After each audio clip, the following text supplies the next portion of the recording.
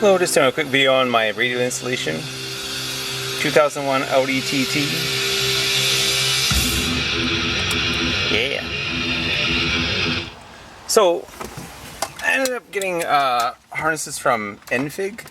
They have a great video online. And these are the harnesses here. Let's get that light so the video will show something. So, basically, here's the original deck.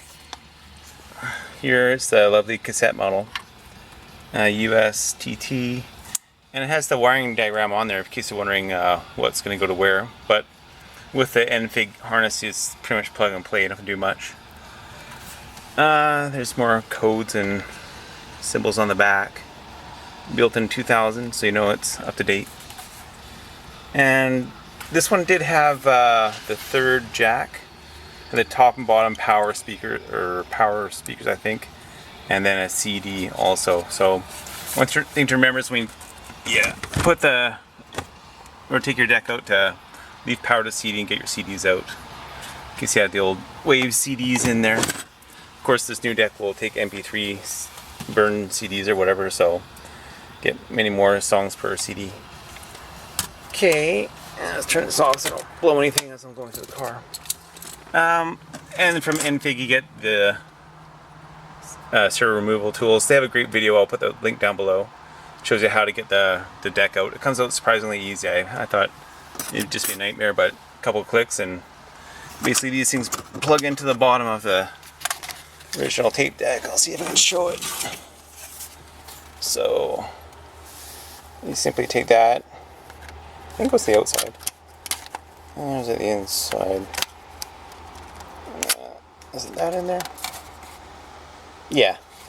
And then once the tool's in, it moves the spring in the side, and then you're good to go. So anyway, it doesn't take much. Just quickly slip that in there, and then you're good to go. So here's the red harness for the CD. Don't use it anymore, or I didn't. Maybe there's a way to get it to work again. I don't know, but not interested in it anyway. It only plays Wave CDs, so. Don't want to change the CD every 20 minutes. And then your two harnesses here, just click right in. One problem I did find is that on this guy here, I got the quick connect harness. They sent them for free, kind of advised me to get them and they just throw them in. I had to switch wires around. I had to switch right there. The red and yellow were backwards in the harness, so yeah, you can see it there, yellow coming at the top and red out the bottom. So no big deal, but when I tried it, I was losing my stereo memory every time I turned the key off. So just switch those around. That's the only problem I found. It's possibly just in that one harness, just by fluke, I'm not sure. And then for power underneath, I'm also installing a Sirius dock at the same time. I'll run that auxiliary jack you see there down through the dash and underneath and bring it out on this side by the glove box, but I haven't got there yet. And I got my antenna in, my power. So for power for those things, this is actually really nice. Audi has power right in underneath the console here, so it's fused with high fuses, so I put another fuse in there. And then coming straight from the battery, and see if the ground up here. It's ground spot, and then I went on the 75X. I don't know if you can see that or not. Anyway, you'll see it up there. 75X terminal, and I think it's a 10mm bolt, and just unbolt that, and it comes in straight from the battery. So I was wondering, how to get my monster cable through to the firewall and onto the battery, but it's right inside the car. Here, let's go outside the car and show that. I think that's it for in here. Just your standard stereo installations. Oh, we need that power antenna. This guy here. And it is powered by this blue wire. And you run that to 12 volts. I put it to the 12 volt amp on signal. It only gives out half an amp though, so I'm pretty sure that'll be enough power for it. I'm not actually using it for the amp anyway, but if that's not enough, then put it to another switchable 12 volt source. Oh, and also this Enfig harness came with this. It's got 4 potentiometers in the back, so you can lower the levels and possibly dial out some engine noise or noise. So I'll kind of leave that out, rev the engine a bit here, and make sure there's no noise where I huck all that into the hole and button it all up. So here's the battery with your 4. Yeah, so these guys here are basically going straight into the under the dash. So there are fused with large fuses, and they go right in on the dash, so you don't have to worry about running a cable from your engine compartment in. It's great because otherwise it's pretty tight in there. It's not much room.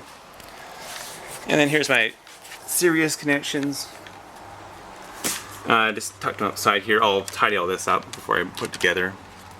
And I brought everything down by the driver's side left pedal. There's a little kick plate there, and then this piece of plastic here. You can put the wires underneath there. And I got my sub signals, power ground, and Sirius antenna all under the kickboard here. You can kind of see a bit of the rate or power cables there. I used just a 4-wire. I usually use monster cable, like that type of stuff. But I just used a 4-wire trailer wire, 14 gauge, and I used 2 for, oh, come on, focus. 2 for ground, 2 for power. And then I brought them around. So this amp is a 2 10-inch Alpine sub, which is nice, but of course this car is tiny, so I will need space the odd time. So I have it so that I can just unplug it right away easy. It's heavy too. I'll probably use these strap downs to strap it down once I get everything buttoned up too, because I don't want this thing flying around in an accident. So yeah, I brought the trailer wires up to here, disconnected them to a female plug, and then to a male plug, and then just a monster cable into the amp. Reason for this, of course, that you can take it apart. Let's see here. There you go. And then you can just pull your amp out, no problem. And these are made for many more amps than this one amp will ever take. So kind of a quick, easy connection. Then take this and hook under the seat when I'm done with my amp in the car. But when I do, I just plug it in a couple seconds to be going. And that's RC jacks too, so they just unplug quickly too. Yeah, so that's about it for my installation. Oh, there's my Sirius antenna. I ended up putting it by the stock antenna and just wrap it around, come through the rubber weather seal, and then brought it down here. Down, see it's poking out a couple spots there, and under the seat and into the front. So I'm sure you can put it in the front as well, but it has long enough cord. I thought I'd huck it back here, so let's bring those other wires back anyway. Okay, so hope this helps with any radio installation. Here's the part bags I got from Enfig, the part numbers I ended up getting. And it made it way easier to have the removal tool, and the harnesses was great. And they had good support too. I just called them, they talked to me no problem, and gave me delivery estimates and all that shit, so pretty good. I think it was like $25 to ship it to Canada, so pretty good deal. Well, one thing to watch for when you remove your bottom plate, I guess you call it, up by the driver's side feet, it has the light switch in it, and it's an aluminum piece. It's fairly heavy. And there's your light switch and everything. So there's a couple bolts up front and then a few bolts on the side that bolt in by the fuse box. And when it comes down, it's going to tug on the wires, the OBD2 wires and your light wires and everything. So just be careful. It might want to rip those wires out. So it's heavier than you'd think it would be. It's not a hunk of plastic. It's actually quite a sturdy piece. And it had this in here too. Someone was tracking something in this car before I bought it. And this kind of updates on where the car is, and it's I think J1939 information or something like that. I don't know what. So someone didn't trust somebody, but it had that in there, so I took that out. Okay, so good luck with your stereos. I just bought a shitty one from Walmart, just $100. And because I could have got one with Sirius, but I already have a removable dock that I use in a few vehicles, so I wanted this style. And then at least now I can hear music more than 10 miles out of town and don't have to listen to wave CDs anymore. Okay, good luck with your installs. Bye-bye.